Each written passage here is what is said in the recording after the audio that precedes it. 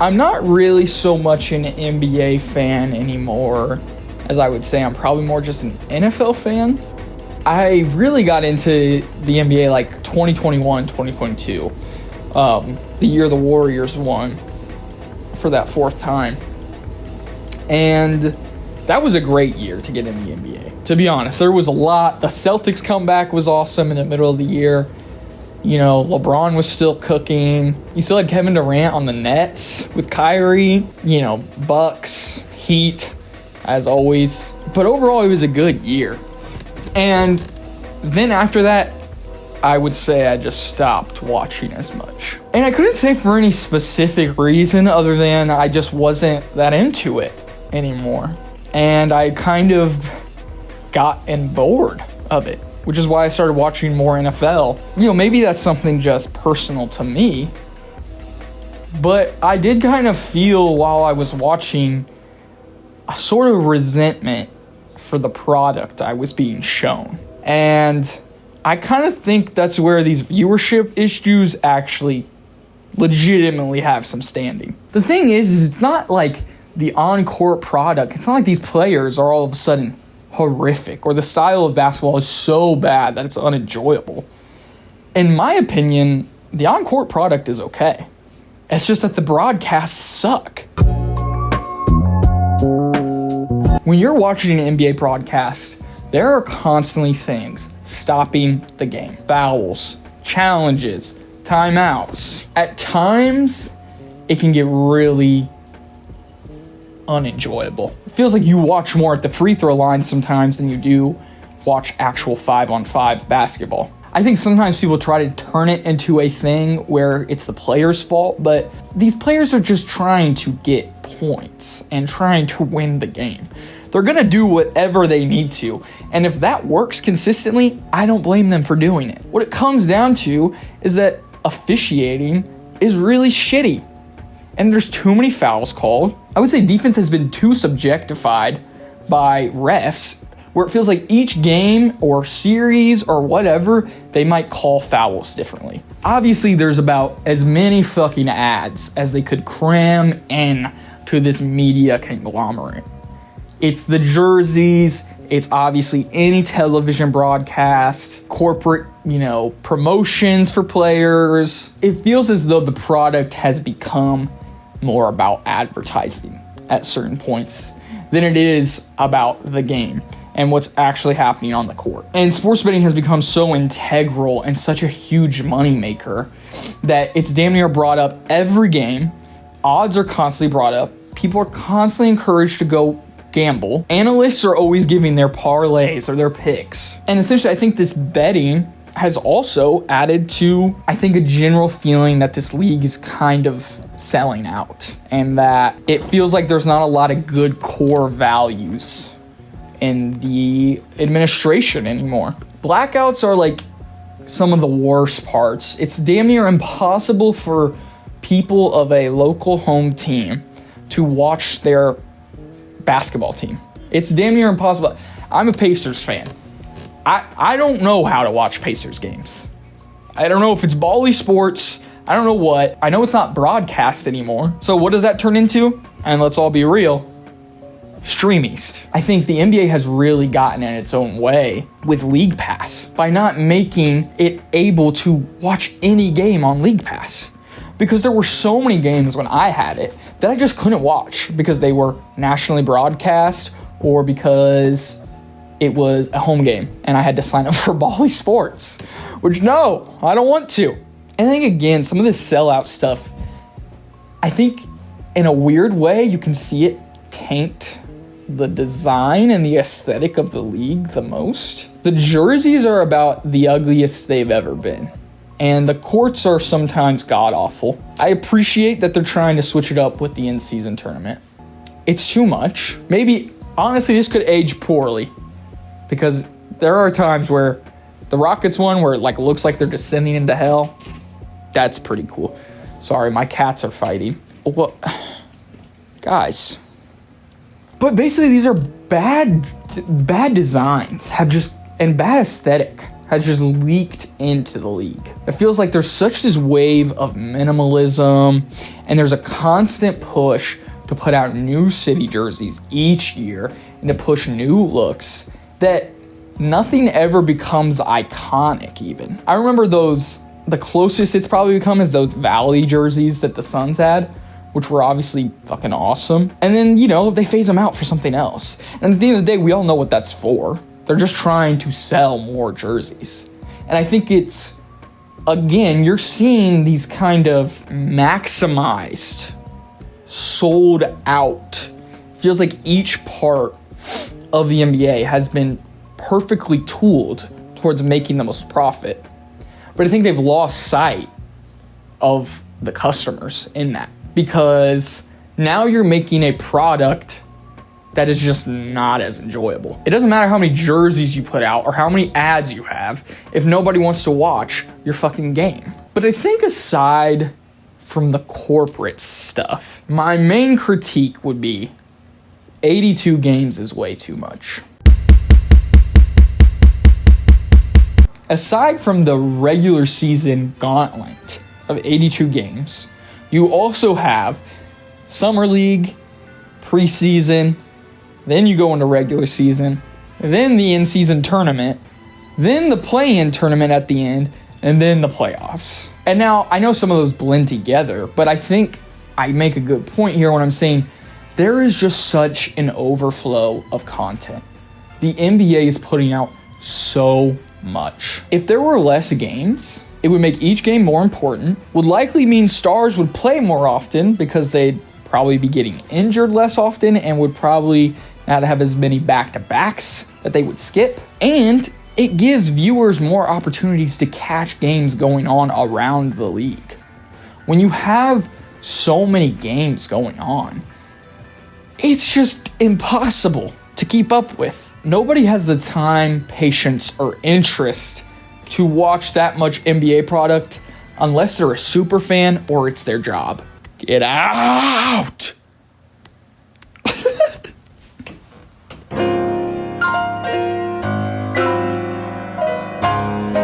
And the other aspect is that this entire media sphere that has been built around the NBA is become this bloated, toxic beast. I feel like we get an unreal, unnecessary amount of scrutiny and analysis on players. And you see these teams that I think are very quick to make changes, aside from the Bulls. I think some of that and the pressure and why some of these players come in and they might fail is that in today's game, there is so much scrutiny, analysis over every damn game you play. Legacy talk has become so vitriolic. And said MJ would beat LeBron James one-on-one right now at the age of 52. And I think it loses sight of what watching the NBA is about, which is watching the NBA. I honestly don't give a fuck if Victor Wembanyama ever ends up better than LeBron. Because to me, it's awesome that he's in the fucking league. He's his own player. He's his own talent. He's such a force. And it feels like now, instead of us being able to soak that in and be like, holy shit. And there's certainly people that do. It feels like now these players immediately are brought in and it's all about, are they living up to these expectations that we set for them? And oftentimes they're arbitrary and randomly just decided by some Stephen A. Smith-esque type who is using it to push content and doesn't even actually mean it. It's a media environment that's centered around speed and clicks. I sound like a fucking newscaster.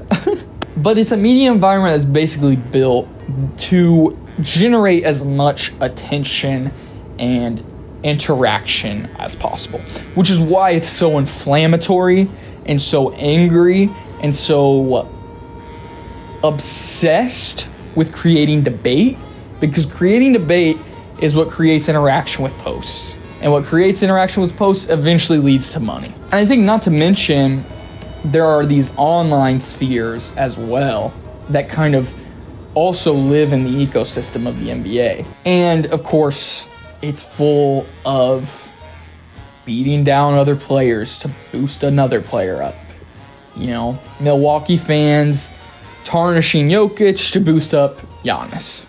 And I mean, some of that, that's just media, that's sports, that's discourse, is, you know, people are gonna find someone they pick and side with, and they're just gonna have a personal affection, and some people are always going to be a little bit ridiculous. Everybody's always going to want to push the agenda for their player. But these online spaces lack any consequences for saying stupid ass shit. So they're basically just full to the brim of thoughts and takes just fired from the hip. And people just saying whatever comes to mind and whatever they want to push a certain narrative. And there's nobody that's gonna genuinely be able to call them out for saying something really fucking dumb, because none of us are in person. So what can make it better? It's not immediately clear to me.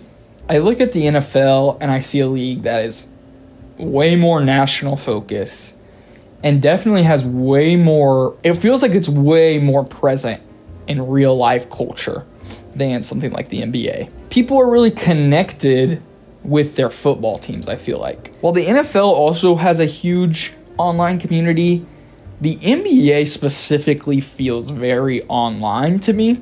I feel like I see more NBA discourse and more discussion around the NBA online than I do in person.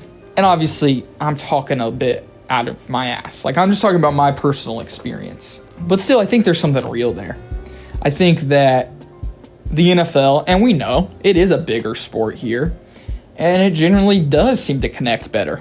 I feel like as broadcasts have gotten more restrictive and the NBA has just continued to try and squeeze as much profit out of this thing as it can, I feel like people have generally become more disinterested and more fatigued by the NBA. It's weird because there's such an overflow of content, and yet there's no really easy way to watch any of it. I think, too, the league feels so good. And there's something about offense nowadays that feels disconnected from skill and maybe has more to do with gimmicks.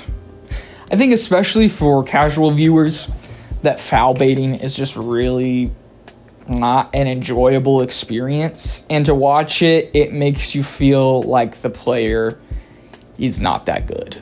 But to somebody who knows the NBA, and I think really closely watches it, they'll understand that that player is doing that with intentionality. But casual viewers are going to see flopping, and they're going to see, you know, they're seeing the flow of the game constantly come to a halt. And it just, I think it builds a resentment in the viewer that this product is kind of fake. Because I think that's what it feels like. I think at times it feels like, especially with how inflated stats have become. I mean, there's so many 30-point scorers now, and they're doing so efficiently that I think it makes it feel watered down. It feels like there's not as much as that standout star, you know?